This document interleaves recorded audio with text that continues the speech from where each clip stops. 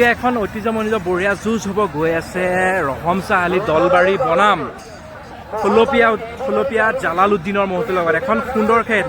যিটো আগতে নন্দ ডেকা নামত যুঁজি আছিলে এতিয়া ৰহম চাহালিৰ নামত যুঁজিব সিদিনাখন এখন জয়লাভ কৰিছে আজি আকৌ যাতে ভাল খেলি ৰাইজৰ মাজত ভাল খেল এখন দেখাব পাৰে তাৰ বাবে আশীৰ্বাদ কৰিব আহক আমি তেতিয়াহ'লে ভিডিঅ'টো আৰম্ভ কৰোঁ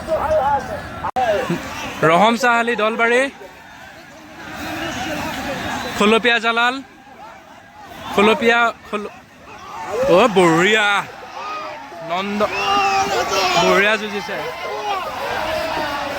এয়া হৈছে ৰহম চাহালি দলবাৰী আৰু ফুলপীয়া জালালৰ এখন সুন্দৰ খেল ৰাইজৰ মাজত উপভোগ কৰাই থকা হৈছে এইটো ভিডিঅ' মই আপোনালোকক ভালকৈ ওচৰৰ পৰা দেখাবলৈ চেষ্টা কৰিম